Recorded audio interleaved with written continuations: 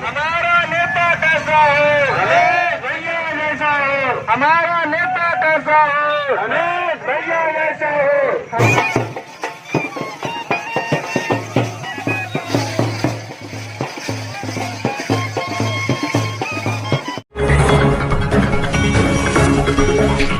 A1 news India, हर खबर सच्चाई के साथ। गाजे बाजे के साथ सभा स्थल पर पहुंचे समाजसेवी रमेश गंगवार का लोगों ने किया जोरदार स्वागत। बरेली के नवाबगंज विधानसभा क्षेत्र के टाहाप्यारी नवादा गांव में सभा समारोह का आयोजन किया गया, जिसमें भारी संख्या में अपने समर्थकों के साथ में गाजे बाजे के साथ सभा स्थल पर पहुंचे समाजसेवी रमेश गंगवार का लोगों ने फूल मालाएं पहनाकर जोरदार स्वागत किया। आपको बता दें, समाजसेवी रमेश गंगवार के काफिले को देखकर लोग हैरान रह गए। हजारों की तादाद में उनके चाहने वाले भारी बारिश में भी रमेश गंगवार के कार्यक्रम में पहुंचे और आने वाले विधानसभा के चुनाव में रमेश गंगवार को वोट देकर विधायक बनाने का दावा किया। रमेश गंगवार के काफिले में हिंदू समुदाय के साथ साथ भारी संख्या में मुस्लिम समुदाय के लोग भी शामिल रहे और जमकर रमेश जिंदाबाद के नारे लगाए। काफिले को देखकर ऐसा लग रहा था जैसे आने वाले विधानसभा के चुनाव में विधायकी का ताज रमेश गंगवार के सिर पर सजने वाला है। सभा स्थल पर पहुंचे रमेश गंगवार का मुस्लिमों ने भी सिर पर पगड़ी बांधकर और फूल मालाएं पहनाकर सम्मानित किया। तो वहीं इस दौरान रमेश गंगवार ने भी सभी लोगों का आभार व्यक्त करते हुए कहा कि वह हमेशा लोगों की सेवा करते आए हैं और भविष्य में भी सेवा करते रहेंगे। जब चुनाव आता है तो झूठे वादों में, झूठी जो हम लोगों को बेवजह गांव का भोला वाला आदमी बहक जाता है और बेचारा बाद में जो व्यक्ति माला लिए खड़े होते हैं जिस दिन की आज वोट खुलेंगे, वो लोग पूरे 5 साल मलाई खाते हैं और जो व्यक्ति गांव में बेचारे लड़ते हैं पिटते हैं वो व्यक्ति कभी अपने विधायक तक, अपने मंत्री तक कभी नहीं बेचारे पहुंच पाते हैं। वो हमेशा बाहर बैठे रहते हैं, बरामदे में बैठे रहते हैं और जो लोग आखिरी दिन माला डालने जाते हैं वो व्यक्ति अंदर एसी में बैठे और नवाबगंज की तस्वीर और तकदीर को वहां बना रहे होते हैं। तो साथियों, मैं आपको भरोसा दिलाना चाहता हूं कि अब आपके पास आपका ऐसा बेटा है, आपका ऐसा भाई है जो आप लोगों को कभी बाहर नहीं बैठने की जरूरत है, आप डरने की जरूरत नहीं है, क्योंकि याद रखना जिसकी आ गई तो उसे कोई बचा नहीं सकता है और जिसकी नहीं आई उसे कोई मार नहीं सकता है। तो आपके साथ आपका ये भाई, आपका ये बेटा हमेशा आपके दुख दर्द में और कंधे से कंधा मिला के आपके साथ खड़ा हुआ है। आपको किसी गुंडा और माफिया से अब डरने की जरूरत नहीं है। और मैं आपको विश्वास दिलाता हूं कि नवाबगंज में आपके भाई को जब भी आपका ये बेटा विधायक बनेगा उस दिन से यहाँ ये दलाली, ये गुंडागर्दी, मैं आपको विश्वास दिलाता हूं उसी दिन इसका अंत शुरू हो जाएगा। आपको बता दें, समाजसेवी रमेश गंगवार 2022 में होने वाले विधानसभा के चुनाव को लेकर तैयारियों में जुटे हुए हैं और वह भाजपा से टिकट के दावेदार हैं। फिलहाल रमेश गंगवार की चुनावी मैदान में उतरने के बाद उनके समर्थकों में भारी उत्साह देखने को मिल रहा है। तो वहीं रमेश गंगवार के जनसैलाब को देखकर उनके विरोधियों में खलबली मची हुई है। देखिए A1 न्यूज़ इंडिया के लिए नवाबगंज से परवेज अंसारी की रिपोर्ट।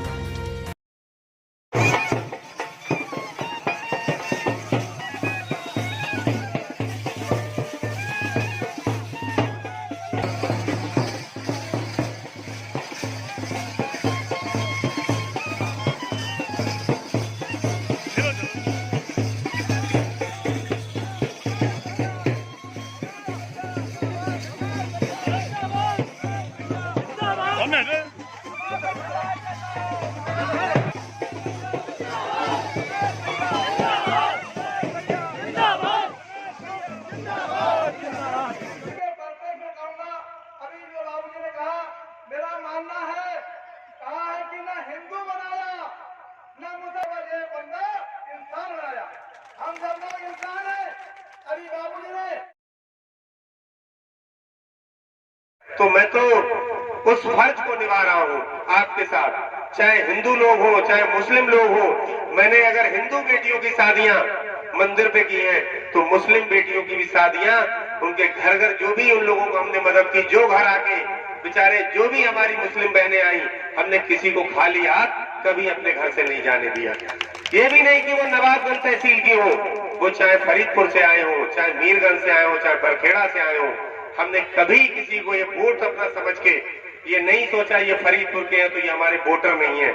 हमने कभी इस तरह कोई मदद नहीं की। हमने एक इंसानियत की मदद की है हमेशा, चाहे वो कहीं किसी क्षेत्र का आया हो, अगर वो वास्तव में गरीब है और सच्चा जरूरतमंद है तो हमने उसको हर कीमत पे उसकी मदद की, जो हमारी हैसियत रही होगी। और साथियों, आपने देखा कि नवाबगंज में जिस तरह से परिवारवाद और एक ग्रामवाद, एक गांव जो एक अपनी निरंतर वो इस नवाबगंज को अपनी बाप की बपौती समझते आ रहे हैं, शायद अब उन लोगों को जो इतनी बड़ी तादाद में आप लोग रमेश गंगवार के साथ चलते कंधा से कंधा मिला के, तो साथियों निश्चित इन लोगों के चेहरों में पसीना आ गया है।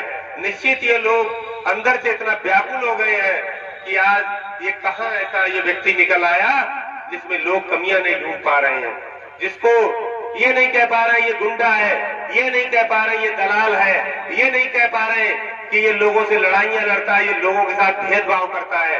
कोई कमी नहीं निकाल पा रहे हैं। बेवजह कोई छोटा मोटा आरोप प्रत्यारोप, कभी वीडियो चला दिया, कभी कुछ फर्जी बना के। लेकिन साथियों, आप लोग जानते हैं कि आपका मसीहा, आपका साथी, आपका मित्र, आपका बेटा कैसा है, ये बखूबी आप लोग जानते हैं। और अगर ये ना जानते होते तो आज इतनी बड़ी तादाद में आप यहाँ एकत्रित नहीं हुए होते।